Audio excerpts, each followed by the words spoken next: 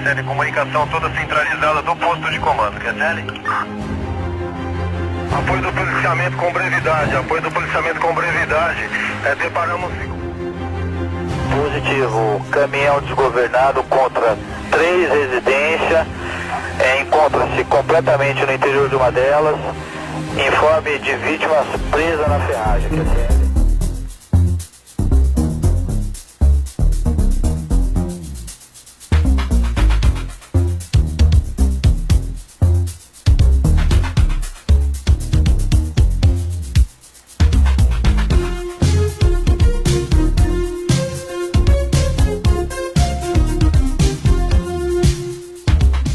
Bom dia, bom dia.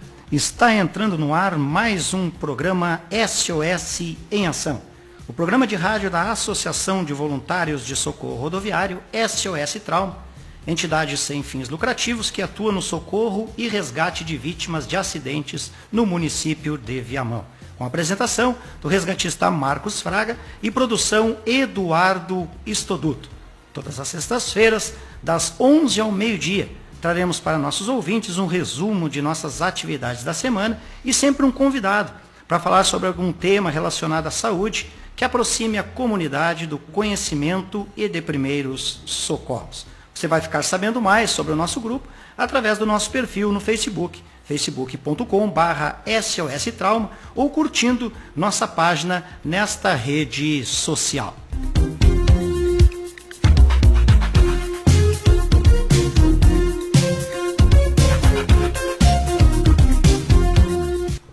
Hoje estamos aqui para entrevistar a nossa amiga, Moira Oliveira, a nossa médica veterinária. Bom dia, Moira, seja bem-vindo à Rádio Alternativa 87.9. Bom dia, Marcos, é um prazer estar aqui. É isso aí, estamos aqui, que eu sei que a agenda é complicada, mas conseguimos te pescar, Essa é a... Então eu queria, Moira, para nós irmos mais adiante um pouquinho, eu queria falar melhor sobre a tua formação e a tua atividade profissional, Maria.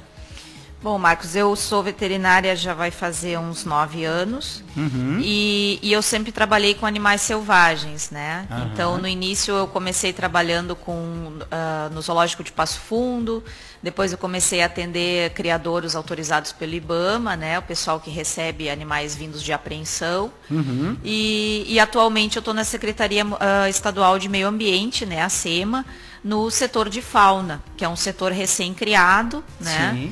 E hoje nós estamos, então, integrando a equipe do setor de fauna, que é uma equipe que tem bastante trabalho pela frente aí com a fauna do estado. Eu tenho muitas perguntas, muita curiosidade, E eu sei que o tempo ele vai ser muito curto para nós, porque isso é um tema que abrange muita coisa, muitas perguntas. Então, eu separei algumas coisas assim, para nós falarmos sobre acidente de animais, zoonose, tráfico de animais. Então, nós vamos nos focar basicamente nesses 3 temas, mas, no fundo, todos eles têm a ver um com o outro. Então, eu gostaria de te perguntar, com animais nós temos a maior incidência de acidente? Bom, parece surpreendente, mas o que a gente vê na experiência aí do dia a dia, que o animal que acaba tendo mais acidentes, onde tem mais entrada no pronto-socorro, são os acidentes com cães, As pessoas tendem a pensar que, de repente, o acidente seria mais comum com animais selvagens e, na verdade, no geral, os acidentes acontecem mais com cães. Depois, pensando em acidentes com animais selvagens, as campeãs são as serpentes mesmo, seguidas aqui no estado pelas aranhas e depois pelos escorpiões. E é engraçado que para mim, seria primeiro as aranhas, porque a serpente ela não vai estar no meu pátio. Entre aspas, algumas se encontram, Sim. Mas eu penso mais em aranha, porque a gente está lá com a construção, puxa um tijolo para cá, bota o dedinho no meio do furo do tijolo para picar. Na verdade, assim, a gente tem 3 aranhas aqui no sul, aqui no Rio Grande do Sul, a gente tem só 3 aranhas de interesse médico, né? Então, às vezes, as pessoas saem a matar aranha sem saber que daqui a pouco não precisava ter matado mesmo, né? A gente tem 3 aranhas só de importância médica, então são as que realmente causam algum tipo de acidente. Mas os acidentes com aranha geralmente não são graves, né? Dificilmente eles evoluem para uma situação grave. O acidente com armadeira é que tende a ser o acidente que a pessoa acaba correndo para o hospital em função da dor mesmo, né? Mas o acidente com aquela aranha pequenininha, conhecida como, que a gente conhece por Loxosceles, né? Sim. É uma aranha que ela faz uma ferida que pode acabar infeccionando, mas se a pessoa cuidar, tende a não ter grandes problemas, né? E aí tem aquela aranha de jardim, que ela é um pouquinho maior, né? Já assusta um pouquinho pelo tamanho, mas ela também não causa grandes problemas. Mas, assim. doutora, aquela aranhazinha vermelhinha que a gente encontra no meio do tijolo, ela parece um botão de roupa, né? Vermelhinha com as patinhas meio erguidinhas. Mas venenosa aquele bichinho que a gente mais encontra aqui no Não, aquela aranha ela não é venenosa. Tá, assim, tem algumas aranhas, escorpiões que têm veneno, mas é o veneno suficiente para matar a presa dele. No caso, outros insetos. Sim. Não é um veneno suficiente para causar problema para um humano. Para um humano, né? Já que o nosso corpo se defende muito mais do que a quantidade de veneno que nós estamos absorvendo. Exatamente, talvez, né? exatamente. E desses animais, assim, quais as que representam o maior perigo para o ser humano? Aí é bem relativo, né? Se a gente ouve, assim, os acidentes com serpente, eles podem evoluir muito mal, né? Se a pessoa não procurar socorro logo, ou se ela não for atendida a tempo, enfim, né? O médico não conseguir aplicar o soro em tempo. Mas, de um modo geral, os acidentes com serpente, eles podem ser graves, mas não levam tanto a óbito. Né? Já os acidentes com cães, a gente sabe de situações graves, sérias, né? De ataque a crianças, enfim.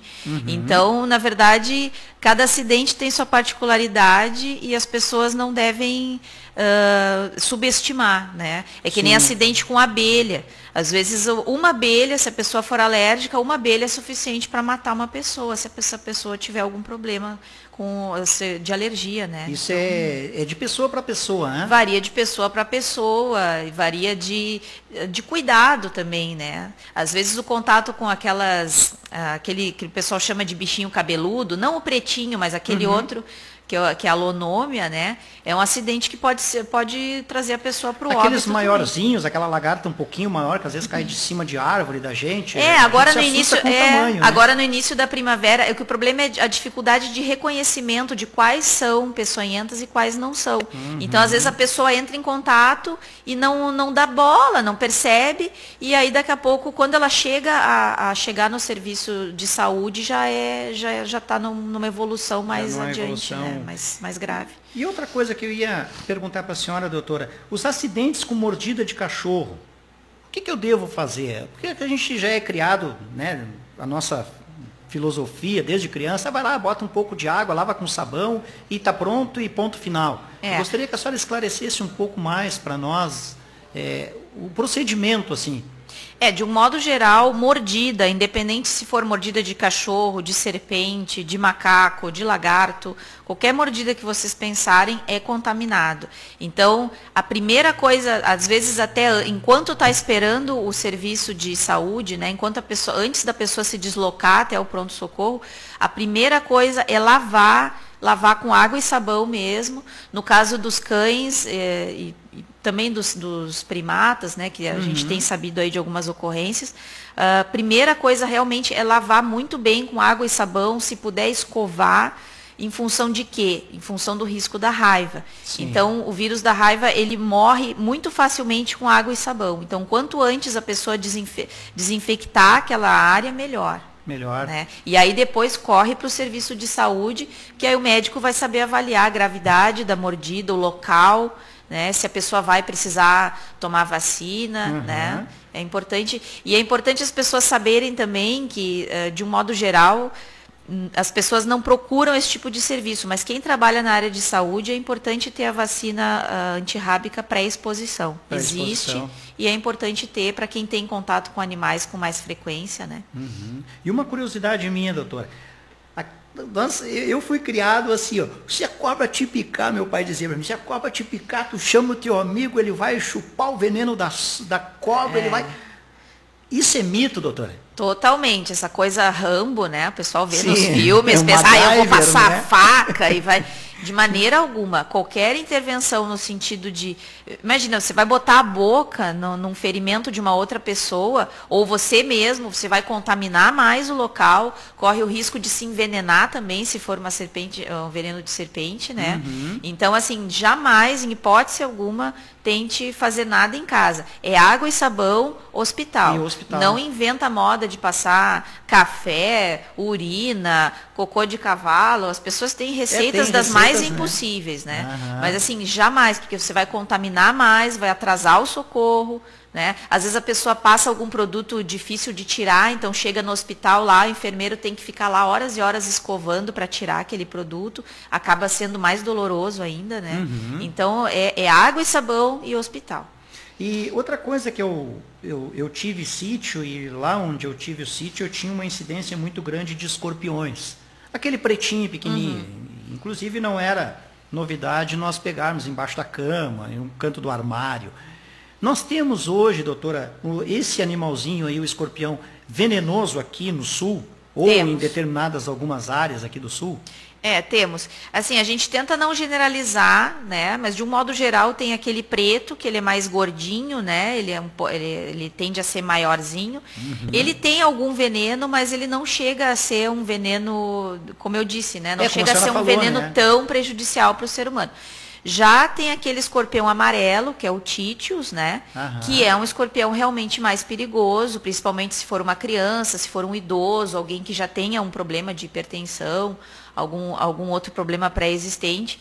Então, nesse caso, se a pessoa... E principalmente assim, se a pessoa viu, se ela sabe o que picou, é importante ela pegar e tentar levar esse animal dentro de um vidrinho, de um frasquinho, junto para o serviço de saúde para poder identificar e agilizar o atendimento.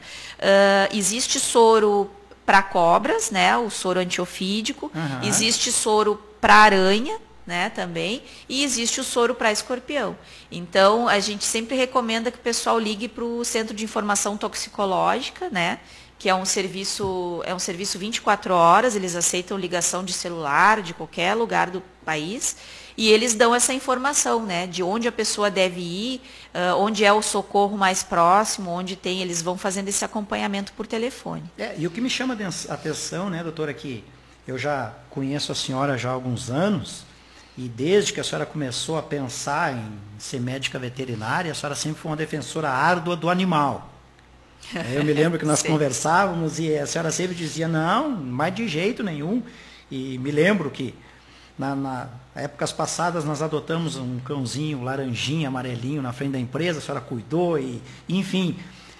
O que eu me refiro para a senhora, doutora, é assim, nós devemos matar os bichos. É que nem a senhora fala, daqui a um pouco eu olho aquela aranha assim, é venenosa, vai picar o meu filho tem 4 meses, eu vou lá, pum, uma chinelada, termino com um bichinho.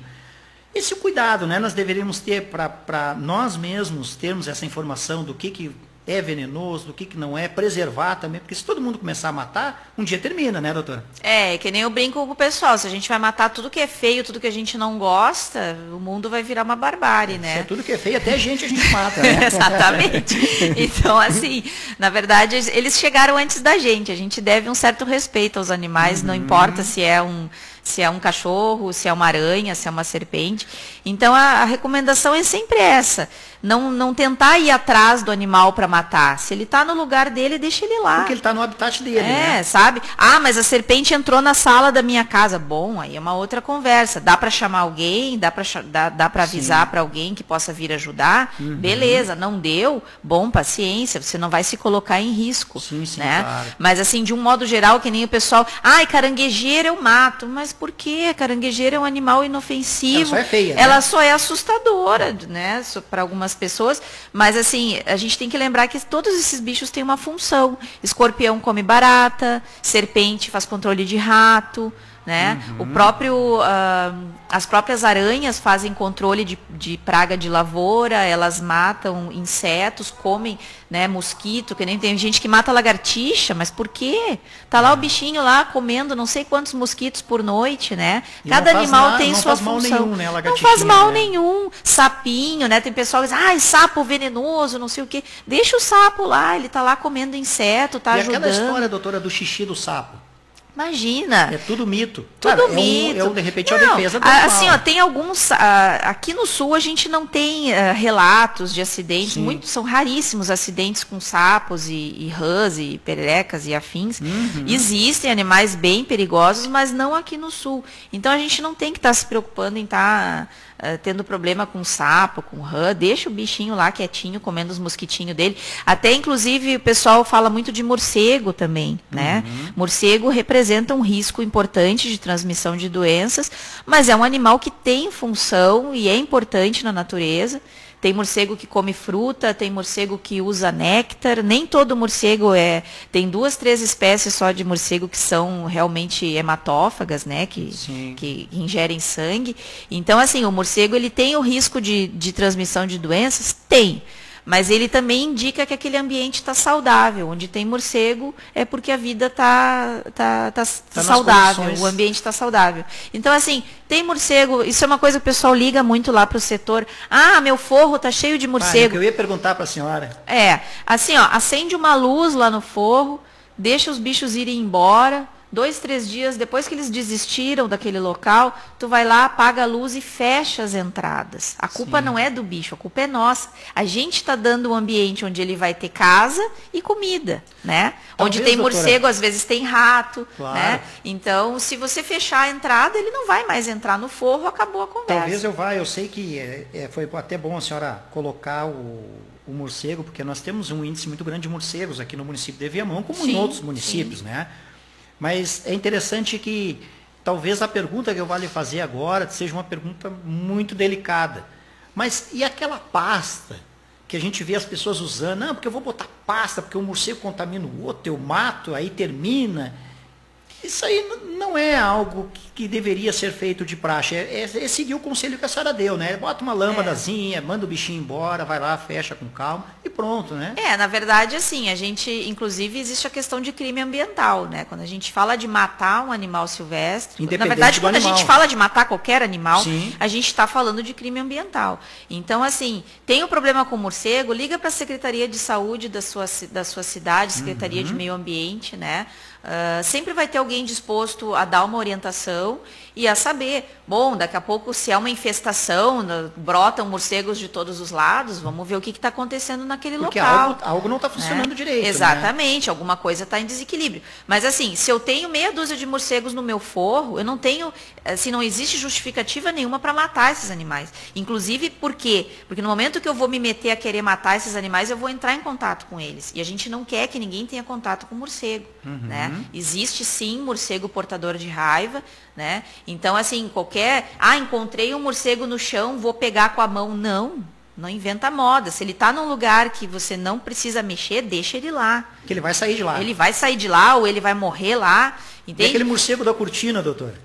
O morcego da cortina que é o problema, né? Esse aí eu vou ter que mexer nele. Né? Daí você vai ter que achar uma rede, botar uma luva, enfim, se proteger. Qualquer mordida de morcego, arranhão de morcego, é uma situação... Ele tem dente grande para furar uma luva? Não. São dentes pequenos. Mas assim, qualquer arranhão, qualquer passada de dente de morcego é um acidente já grave. Mesmo que seja por menor que seja, vá até o posto de saúde mais próximo para se vacinar, porque raiva mata, não tem conversa, né? Nós já falamos um pouco aqui de acidentes de animais. A senhora gostaria de deixar para nós algum conselho específico de algum acidente de animal que a gente tem que tomar um pouco mais de cuidado? Porque a senhora já comentou para nós que nós tínhamos que lavar com água, com sabão e correr para o hospital. Tem algum específico assim que nós teríamos que, de repente, acender a luzinha vermelha e dizer, opa, esse aqui é mais grave, ou o conselho é o mesmo que a senhora falou? Assim, basicamente o conselho é o mesmo. Um conselho que eu tenho para a região aqui de Viamão, especificamente, é que aqui tem muita ocorrência com primata. né? Dos dois lados, tanto o primata que acaba às vezes a pessoa acha que o bicho está invadindo a sua área, mas na verdade nós é que estamos invadindo a mata, cada vez as cidades se estendem mais para dentro do mato, né?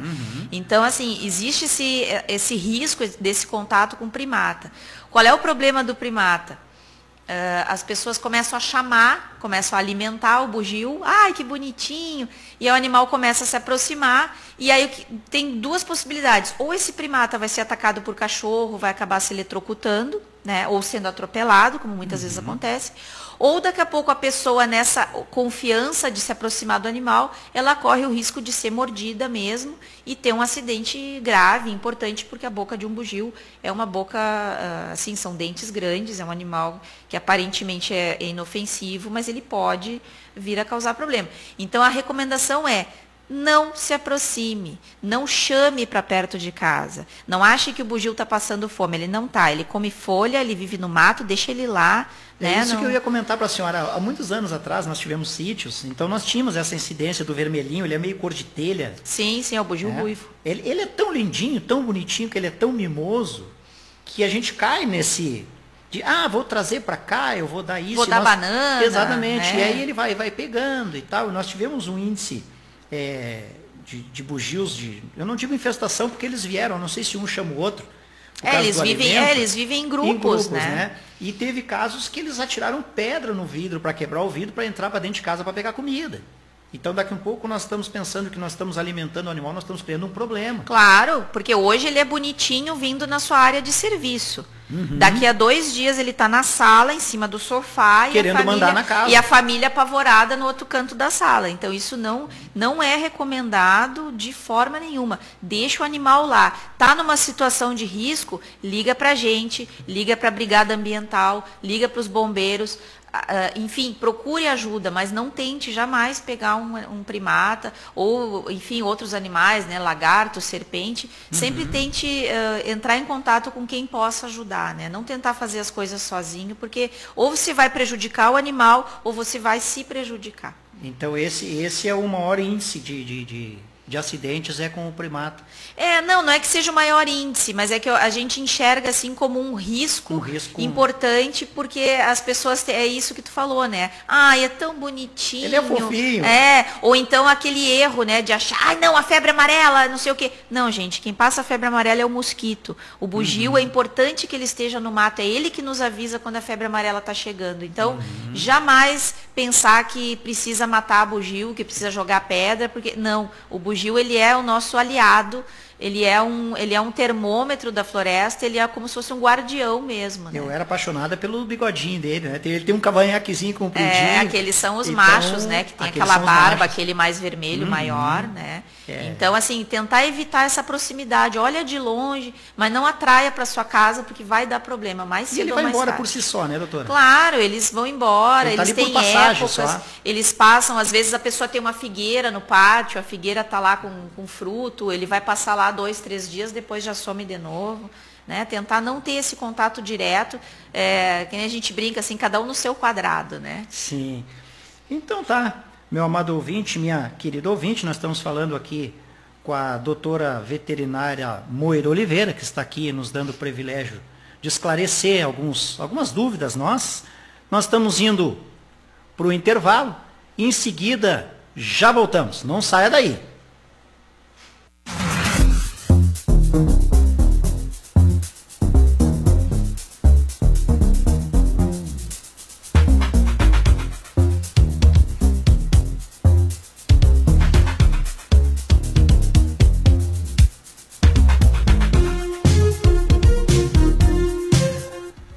Muito bem, estamos de volta. Deu o tempo de nós tomarmos uma aguinha e agora estamos de volta aqui, como todas as semanas nós fizemos. Estamos passando aqui um resumo do que foi feito no final de semana passado e o que a SOS Trauma fez em prol, né, de benefícios para o município de Viamão.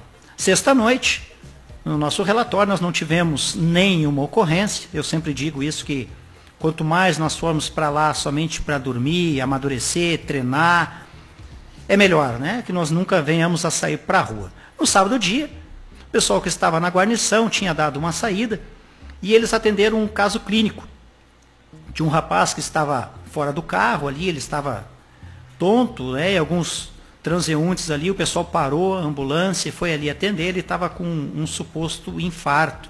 E o pessoal encaminhou ele para o hospital de Viamão. E no sábado à noite, a equipe foi acionada para dar um apoio pela Brigada Militar de uma senhora que estava com 4 meses de gestação, com sinais de aborto, também foi deslocada ali para o hospital de Viamão, mas passa bem. Doutora Moura, continuamos nós aqui nesse bate-papo interessante, e nós estávamos aqui, meu querido ouvinte, num off, né, tranquilo, e chegamos numa conclusão de eu fazer uma pergunta para ela, que talvez você na sua casa, aí no seu sítio, já possa ter visto e passado por essa dificuldade. Doutora, e porco-espinho, como é que é o nome daquele bichinho aí que os cachorros mordem e depois dá aquele... A gente quase morre do coração para salvar o nosso cãozinho, doutora? O nome certo é ouriço. Ouriço, né? O nome certo.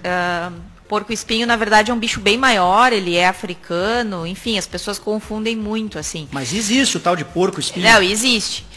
Mas o ouriço, que é esse nosso que a gente tem aqui, é um animalzinho relativamente comum, né? Ele passa a maior parte do tempo em cima de árvores, né? E as poucas vezes que ele desce para o chão, às vezes acontece de encontrar cachorro e aí é aquela situação, né? Aparece o cachorro com espinho em todos os lugares possíveis, né? E assim, o ouriço, ele é um roedor, né? Ele é um animal da nossa fauna silvestre, ele é um bichinho importante, também como todos os outros, e o ideal é que a gente não mate, né? O problema é que quando o cachorro agride o ouriço, geralmente a pessoa vai se preocupa com o cachorro, e muitas vezes acaba matando o ouriço. Deixa o ouriço quieto e vai resolver a vida do cachorro, porque o cachorro está precisando de atendimento. E aí, assim, dá para tirar em casa os espinhos? Dá para tentar. É isso que eu ia perguntar para a senhora, doutora. Mas uns me disseram uma vez que eu estava fazendo um trabalho numa residência de um senhor, e cheguei lá, o bicho estava lá, mas com a boca, não se via a boca do animal, de tanto espinho. E ele disse, não, isso aqui tu não te preocupa, que daqui a um pouco eu pego ele, amarro ali, tiro com um alicate. É uma coisa meio grotesca, né, doutora? Não, assim, dói bastante, às vezes o animal nem deixa mexer. A gente até recomenda, se a pessoa for tentar tirar, cortar a ponta, porque entra ar, facilita um pouco a retirada. Mas o problema é que nem sempre tem só os espinhos que a gente está vendo. Às vezes tem espinho dentro da boca, e aquela lá no história, fundo. doutora, de aperta com o alicate e injeta mais veneno, é verídico isso? Não tem peçonha. Não tem veneno. O espinho do ouriço, inclusive o pessoal tem aquela imagem de desenho animado, né, de que o bicho joga os espinhos. Ele não joga espinho nenhum. Ele está lá quieto, passando, e o cachorro é que vai morder. Então quem se espeta é o cachorro. Quem se espeta, o espinho, na verdade, ele é um pelo modificado. Então, quando a pessoa ou o cachorro encosta, é que espeta. Se ninguém botar a mão, não vai acontecer acidente nenhum, né? Então, a recomendação sempre é tentar levar o animal até um veterinário, porque vai estar doendo, tem risco de infeccionar depois, porque sangra, contamina. E precisa de um exame mais apurado para ver se não tem espinho num lugar onde a gente não acessa, né? Então tá, doutora, nós tínhamos comentado antes do nosso bloco, no bloco anterior, falar sobre zoonose. Eu tenho uma curiosidade, doutora, sobre cães, gatos, esses animais de rua. O que a senhora me diz desses animais quanto aos riscos, doenças, algo que a gente pode ser contaminado com esses animais de rua? É importante esclarecer também para o ouvinte, né? Zoonose é toda doença que um animal pode passar para um ser humano, né?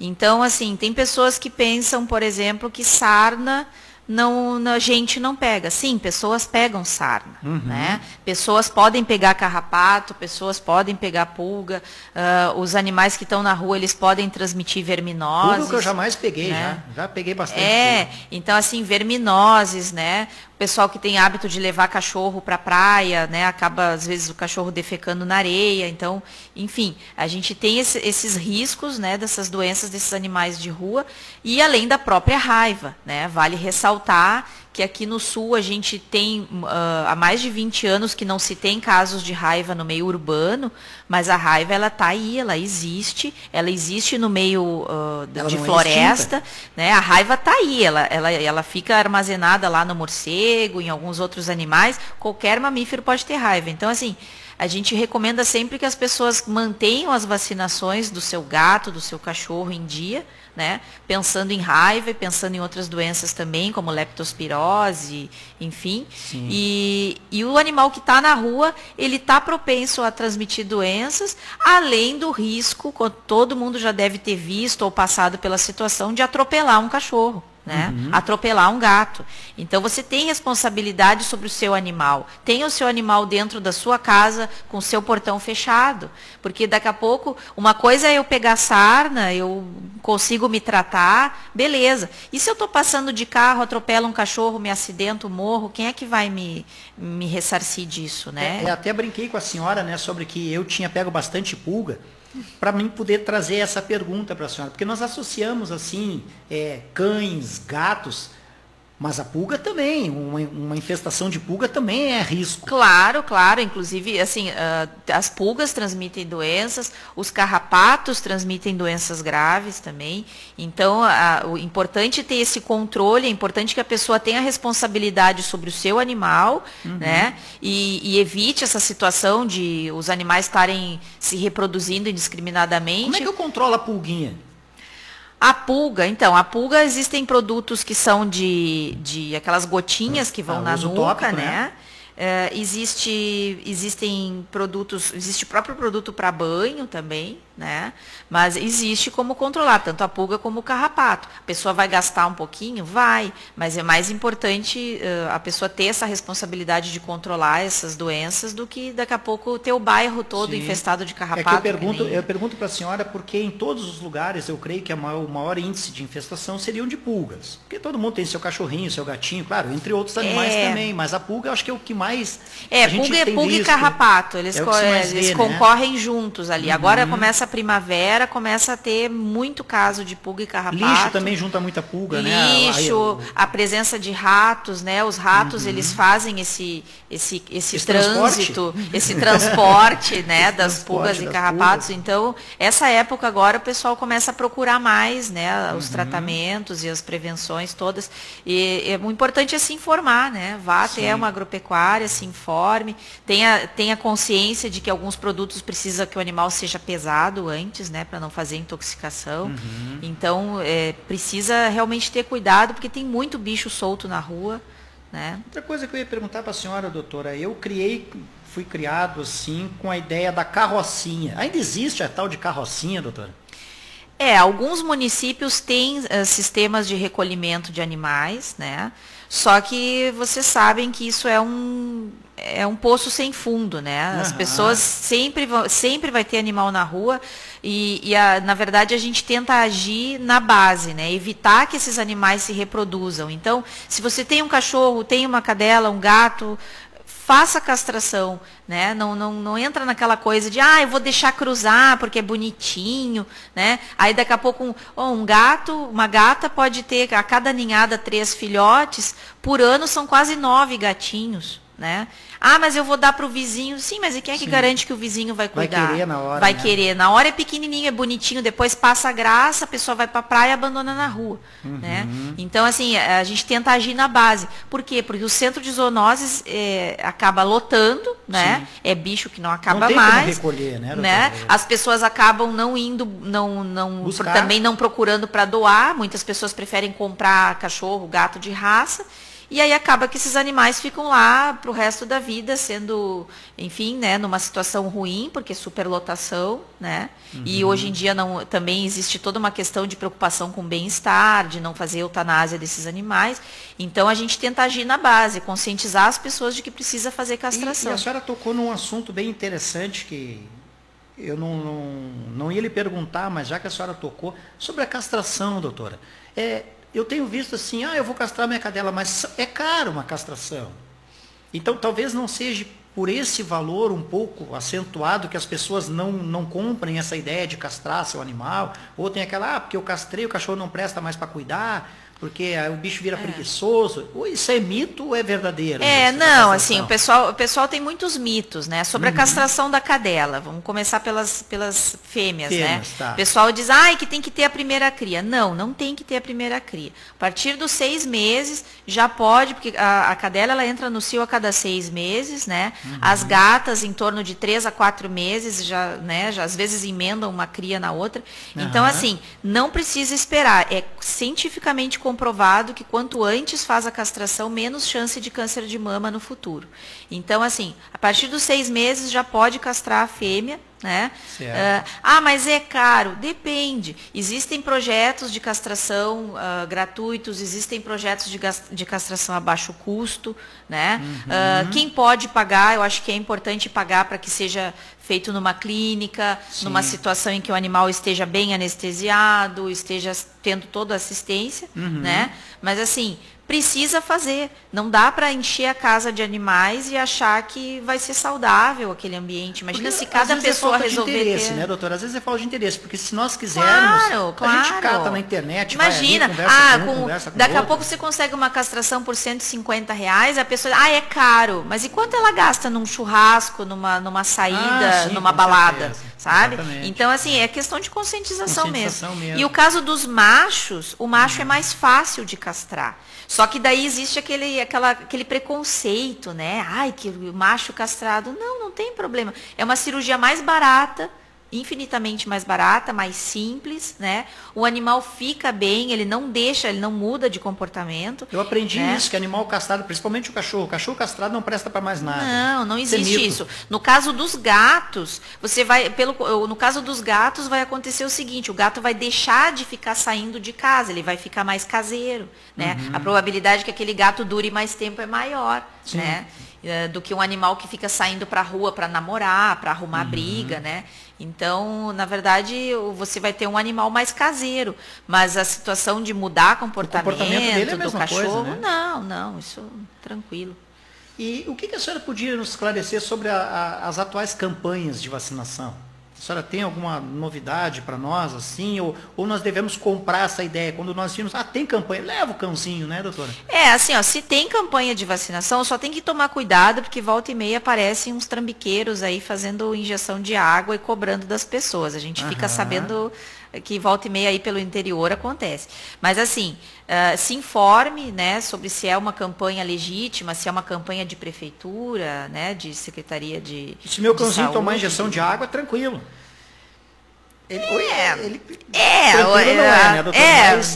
Assim, pro animal não vai trazer grande problema, mas é grave, né? Sim, você pensa lógico. que o animal está protegido, você está pagando uma pessoa para fazer uma coisa que ela não está fazendo.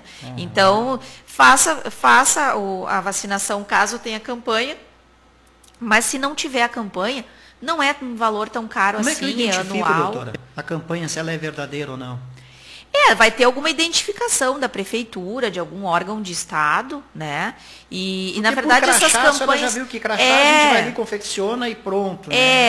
Assim, essa coisa de bater de porta em porta, na verdade eu não tenho mais visto. Na verdade, assim, eu não trabalho tanto, né, com cão e gato, mas assim, eu não tenho visto, não tenho ouvido falar dessas campanhas iguais como as que tinham no passado. As pessoas meio que relaxaram. A gente não tem mais raiva no Estado, tá tranquilo. Mas assim, é importante que as pessoas façam as vacinas, independente de ter campanha ou não. A vacina é anual, né? É uma despesa uma vez por ano. E aí vem de novo a situação. Se eu não posso pagar uma vacina, se eu não posso controlar carrapato, então não tenha o animal. Parece cruel dizer isso, mas a verdade é essa. Mas o cruel é ficar com o animal e não cuidar. Exatamente. Então, assim, se você não pode ter o animal, não tenha. Mas eu não tenho dinheiro, então não tenha. Entende? Exatamente. Eu sei que as pessoas às vezes têm pena. Coitadinho, estava na rua, eu recolhi. Beleza, então vamos tentar fazer o mínimo. Mas vamos nós tentar nos movemos vacinar. mais pela emoção, né, doutora? É complicado isso, né? Tem os dois lados sempre, né? Eu gostaria de chegar agora num assunto muito delicado. Nós estamos aqui, hoje pela manhã, entrevistando a médica veterinária Moira Oliveira, que está aqui trazendo alguns esclarecimentos aqui. Doutora, todo mundo acha bonitinho, criança, ficam fascinadas, mas é permitido ter animal selvagem em casa? Isso é um assunto longo e extenso. É complicado, né? Mas por isso... Então assim, alguns animais são permitidos à venda, né? Tá. São animais vindos de criadouros autorizados pelo IBAMA, criadouros comerciais, que são legalizados. Então, você vai poder comprar pássaros, algumas espécies, Sim. não todas. Você pode comprar papagaio, arara. Existe, infelizmente, venda de sagui, que é um primata pequenininho. Ia perguntar para a senhora. Existe a venda. Mas, assim, o que você tem que cuidar quando vai comprar um animal desse? Primeiro, se está comprando de um lugar legalizado, você tem que receber uma nota fiscal, né? Você tem que receber um manual de cuidados daquele animal, esse é o procedimento, né? E a outra situação é saber se você realmente tem como manter esse animal em casa. Ele veio com alguma identificação, doutora? Esses assim, animais, no pezinho, sei lá, na mãozinha. As aves, elas vêm com anilhas, né? Que é um anelzinho no pé, tá? Pode acontecer de vir com microchip, nesse caso vai vir ali na nota fiscal o número do microchip ou da anilha. E o mamífero, né, no caso o sagui ou o furão, que às vezes o pessoal consegue importar e é permitida a venda, aí o animal vem com microchip. Obrigatoriamente ele tem que vir marcado. Tá? E o outro cuidado que a gente tem que ter quando vai comprar um animal desses é lembrar que um papagaio dura 50 anos, lembrar que uma arara dura 50 anos, lembrar que um furão é um animal que precisa de cuidado, precisa de ração especial, da mesma forma que o sagui, né? Então são animais de um custo relativamente alto, né? Você não vai gastar aí 2, 3 mil reais num animal como esse para cuidar mal. Né? Ou para soltar na natureza, o que daí também já é enquadrado como crime ambiental. Eu vou lhe fazer uma pergunta, doutora, já que a senhora está aí de animais e pássaros. Existe, claro que existe, né? Lógico, mas é que eu não tenho essa instrução. Existe veterinário para passarinho, veterinário assim, que ele vai lá escutar o coraçãozinho do meu, vamos supor, do meu sabiá lá, que é legalizado, os meus bichinhos têm as minhas anilhas, tudo direitinho. Eu posso pegar minha galinha, levar lá no veterinário, ele vai analisar o meu passarinho da mesma forma que seria um cachorro? Sim. Na verdade, vocês aqui em Viamão, vocês têm ainda uma super facilidade, que é a situação de estar próximo do Hospital Veterinário da URGS. Né? Então, ali na URGS existe um serviço de atendimento só para animal silvestre. Então, tem o pessoal lá para atender passarinho, macaco, lagarto, cobra, o que for. E assim... o que a gente sempre gosta de esclarecer às pessoas, o atendimento veterinário, ele não está relacionado com a questão do animal ser legalizado ou não. Às vezes a pessoa tem um papagaio ilegal em casa, um passarinho, e ele pensa, eu não vou levar no veterinário porque ele vai me denunciar. Não, o papel, eticamente falando, o papel do veterinário não é esse. O papel do veterinário é atender o animal. Nós somos, inclusive, digamos assim, amparados pela legislação nesse sentido. Eu tenho que atender o animal, eu tenho que manter aquele animal saudável. Se eu detectar uma situação de maus tratos, aí sim eu tenho como intervir, enfim, conversar. Mas assim, de um modo geral, o veterinário ele tem que ter a capacidade de atender aquele animal. Ele pode até questionar, conversar, mas ele não tem essa prerrogativa de estar denunciando o cliente. Ele está ali para atender, para garantir que aquele animal fique bem. Enfim, seria a mesma nossa do resgate. Nós não estamos ali resgatando aquela vítima preocupado se ele fez coisa errada, ou tu não vai xingar o cara porque ele bebeu antes de dirigir. Naquele momento não é a hora. Tu vai atender para que ele sobreviva, ele que se acerte com a justiça. Inclusive, quando nós entrevistamos aqui o Eduardo Stoduto, ele colocou para nós que ele teve um caso de um atropelamento em cima de uma faixa de pedestre, só que quem atropelou era um motoqueiro e o motoqueiro estava pior do que os atropelados. Então eles foram direto no motoqueiro e o povo, Então, o veterinário é a mesma coisa, ele não está ali para julgar, ele está ali para atender o animal. Não cabe julgar. Várias vezes atendi animal que eu sei que é ilegal e que a pessoa mesmo disse que veio de tráfico, e no nosso papel é informar, dizer, olha só, está errado, não faz mais. Né? Mas o nosso papel não é de forma nenhuma denunciar as pessoas, seria antiético, seria absolutamente condenável. Então, assim, existem sim veterinários especializados nesse tipo de animal, não são muitos, né? Mas hoje a gente tem facilidades, a gente tem internet, a gente conversa com um com o outro e acaba descobrindo... Né, Oi? Não é caro, né? Na verdade, assim, às vezes me ligam pessoas assim, doutora, quanto é a consulta? Daí eu falo o valor, mas é só um canário. Assim, na verdade, eu estudo para atender o canário a mesma coisa que eu estudaria para atender um elefante, né? Exatamente. Então, a gente também não pode querer formação na faculdade comparar é de anos, né? assim, é uma formação diferente. Você pensa que veterinário, se a formação básica vai de todos os bichos de fazenda, cachorro, gato, coelho, abelha, né? E o cara que vai trabalhar com silvestres, ele ainda tem que estudar todos os silvestres, né? Então, realmente é uma profissão muito ampla. Então, a gente também, claro, a gente também precisa viver, né? O pessoal tem mania de achar que veterinário tem que ser São Francisco, né? A senhora trabalha no SEMA, né? Sim, eu trabalho na Secretaria do Meio Ambiente do Estado. Ambiente, mas no setor fauna. Fauna. Então, eu queria conversar com a senhora. O que hoje vocês lá desse setor têm feito para o combate de tráfico de animais? Vocês têm lutado ou a coisa está meio parada? Como é que está hoje, doutora? Assim, o que acontece?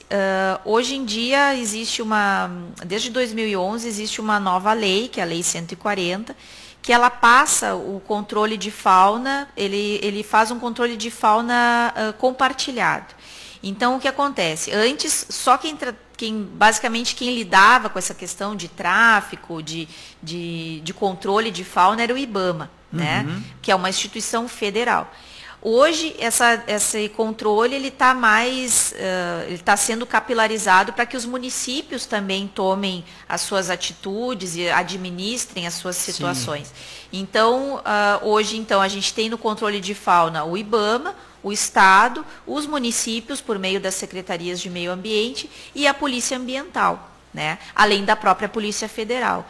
Então, esses órgãos todos acabam se unindo e se cruzando nesse controle das atividades relativas à fauna, sejam elas de licenciamento, de grandes empreendimentos, tipo hidrelétricas, essas coisas, como na parte de licenciar criador comercial, criadores que recebem animais de apreensão, né? E o pessoal que faz pesquisa científica também com animais selvagens. Né? Doutora, o que é um mantenedor de fauna silvestre? O que é isso? Assim, é uma palavra meio estranha para nós, né? Mas o que é? É ali onde vai os animais que foram maltratados ou animais achados? Enfim, esse projeto aí, ele faz o quê? O que acontece? A gente tem situações de tráfico, né? Onde as pessoas compram os animais, elas tiram os animais da natureza. E quando elas são denunciadas, ou enfim, quando a irregularidade é descoberta, esses animais, ou eles são encaminhados para a natureza novamente, o que é raro, né? Admitimos que é raro, porque a gente tem dificuldade de monitoramento desses animais, existe toda uma questão de doenças, a gente não pode comprometer o meio ambiente soltando um animal que a gente não sabe em que situação está, né? Então, assim, existe a situação do animal que volta para a natureza e existe a situação do animal que não tem para onde ir, né? Então, o que acontece? Esse animal que não tem para onde ir, ou ele vai para um zoológico, né? Ou ele vai para o mantenedor de fauna. O mantenedor de fauna, ele é uma figura, muitas vezes, pessoa física, né? Mas às vezes pode ser uma ONG, enfim.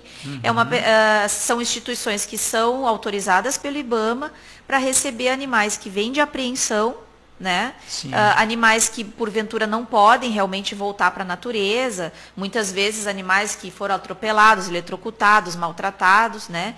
Então, às vezes, a gente recebe animais em situações bem críticas. É o que eu ia lhe perguntar, doutora. E o estado que eles chegam lá? Alguns, claro, pela legislação, foram apreendidos em alguma casa, talvez, alguma coisa, mas eles estão ali, bem alimentadinhos, gordinhos, tudo. Mas tem uns que chegam em estados precários, né? Mas aí, Marcos, aí tu te engana, porque a gente tende a pensar assim, que o cara que tirou o bicho da natureza gosta de bicho. E nem sempre isso é verdade. Às vezes ele tira da natureza para vender. Então, assim, a gente tem notícias de animais que são cegados, tem ave que eles furam os olhos para a ave cantar mais, ou enfim. Tem bichos que têm unhas, dentes cortados, asas cortadas. Então, assim, a gente tende a achar que a pessoa... os animais, né? Assim, a gente tende a achar que a pessoa que pega o animal, ela gosta. Às vezes ela gosta do jeito dela. Né? Então a gente recebe gaiola que não é limpa há meses, com camadas de mofo, com comida estragada. Sim, já tá estragada ali, então, né? assim, os animais chegam mesmo em situação bem precária. É muito triste mesmo. E lembrar sempre que para aquele animal de tráfico que está na tua mão, morreram muitos outros até que aquele ali chegasse para aquela pessoa, né? Então a gente realmente vê muito óbito mesmo, os animais, principalmente passarinho, acho que são os mais penalizados, assim, os animais morrem mesmo e para aquela pessoa ter aquele um sabiá na gaiola, muitos outros já morreram em função daquilo. E é interessante que algum tempo atrás, quando eu conheci a senhora disse, eu vou ser veterinária. Mas veterinária para mim cuida de tudo um pouco. Mas o que levou a senhora a sair um pouquinho assim pela tangente, porque a senhora se especializou em fauna? Sim. O que levou a senhora, vou buscar mais esses bichinhos? E eu queria que a senhora contasse um pouco para nós ali, que nós vimos conversando no carro, e a senhora falou, mas eu estou toda picada. Eu digo, então a senhora foi doar sangue para mosquito, e a senhora andava lá, né, pescoceando jacaré lá. Então, isso é que me chama a atenção, esse amor, porque a senhora não foi pensar na mordida do jacaré, a senhora foi pensar no jacaré. Exatamente. O pessoal que trabalha com silvestres na faculdade, o pessoal dá risada, né? Pensa, vocês são tudo um bando de doido, porque você só pode, né? Não tem como ser normal uma pessoa dessa. Imagina, vai lá doar sangue para mosquito, ainda ser engolida por um jacaré quase, né? A gente acaba tendo que estudar muito mais, né? Porque a diversidade é enorme. É enorme. Né? E a gente tem que estar sujeito a tudo, e né? Tem que conhecer, né, doutora, a reação de cada animal. Tem que conhecer, né? A reação dos animais. Mas é aí que está. Quem gosta dessa área, geralmente são pessoas que gostam de desafio, né? Então, nenhum dia é igual ao outro. Né? Por exemplo, segunda-feira a gente foi para um mantenedor que fechou em 3 de maio, que é uma cidade que até então eu nem sabia onde ficava, né? São 7 horas de viagem. Então, assim, a gente foi lá capturar jacaré, macacos, enfim, trazer os animais que esse senhor tinha lá. E hoje eu estou num programa de rádio e amanhã não sei onde é que eu vou estar, entende? Então, isso é que nos motiva. Né? Essa situação mais, né? De agora, eu sempre fui muito operacional, né? E agora, nesse momento, eu estou dentro de uma secretaria onde você tem que estar a par de legislação, tem que atender público, né? A gente atende o pessoal, os criadores de pássaros, né? E são perfis muito diferentes, né? Tem aquele cara que chega lá super tranquilo, quero criar uns passarinhos e tal. Tem aquele outro que chega lá, nossa, eu tenho que criar passarinho e eu tô com pressa, né? Então, assim, a gente tem, é muito legal, assim, esse contato com o público, né? A gente tem que criar esse jogo de cintura, né, para lidar com diferentes pessoas, com diferentes objetivos, e às vezes até mais difícil que lidar com os jacarés, né? Então é bem legal, é bem importante esse... Então tá, doutor, o nosso tempo já está no finzinho aqui, mas eu gostaria de também deixar para o nosso amigo ouvinte, a nossa amiga ouvinte, antes da senhora fazer as suas considerações finais, que nós tivemos também, a SOS Trauma também esteve presente no domingo passado, ministrando uma aula de curso de APH, do grupo Grave em Glorinha. Um abraço aí a todo o pessoal de Glorinha aí que nos recebeu com amor, com carinho, e mais um trabalho, né, de integração dos grupos voluntários, e da mesma forma, muitas vezes eles vêm até aqui, nós vamos até lá, enfim, todos os grupos aí, segue aí o nosso abraço, o nosso carinho. Doutora, muito obrigado pela sua presença. Tenho certeza que muitas coisas foram esclarecidas e muitas outras nós não tivemos condições, mas fica para a próxima vez. Nós tivemos aqui a visita da nossa médica veterinária Moura Oliveira. Doutora, muito obrigado. As suas considerações finais, doutora. Bom, eu fico muito feliz pela oportunidade, contem comigo sempre. Eu queria dizer para vocês também que semana que vem a gente vai estar envolvido num treinamento para PATRAN, né, para a Polícia Ambiental. Então, a ideia do setor de fauna da SEMA é integrar as informações, é tentar fazer com que o Estado todo tenha procedimentos definidos sobre o que fazer com fauna, né? Apreendi, encontrei, para quem eu ligo, o que eu faço, né? Então a gente quer padronizar essas coisas e eu queria dizer para a comunidade de Viamão que conte conosco, né? A gente sabe que vocês têm N dificuldades e problemas com fauna. Lembrar que cão e gato, né, fauna doméstica, é com a prefeitura, né? E essa parte de fauna é um pouco da Secretaria de Meio Ambiente de Viamão, mas sempre que a gente puder colaborar, a gente quer saber o que acontece, a gente quer que vocês entrem em contato, nos informem, e se precisarem de nós, é só entrar em contato, a gente está fazendo treinamento. A senhora tem um telefone que a senhora pode deixar para a comunidade? É o 3288-8171, tá? 3288? 3288-8171. Tá? Você que quiser legalizar, para quem quiser abrir um criadouro, para quem quiser criar passarinho, para quem quiser tiver alguma dúvida de ser, tem uma coruja no meu telhado, o que eu faço, né? Liguem pra gente, a gente prefere informar as pessoas, né? Impedir que animais sejam tirados da natureza. Às vezes a pessoa acha um bichinho no chão, encontrei um passarinho, vou tirar. Não, deixa o passarinho lá, a mãe vai vir buscar, né? Então a gente tenta fazer essas orientações também muito por telefone, porque a gente também não tem condição ainda de abranger tudo, né? O estado é enorme, então a gente precisa de parceiros, né? De pessoas que nos ajudem. Então tá, doutora, muito obrigado. Um bom final de semana a todos e até sexta-feira que vem em mais um SOS em Ação.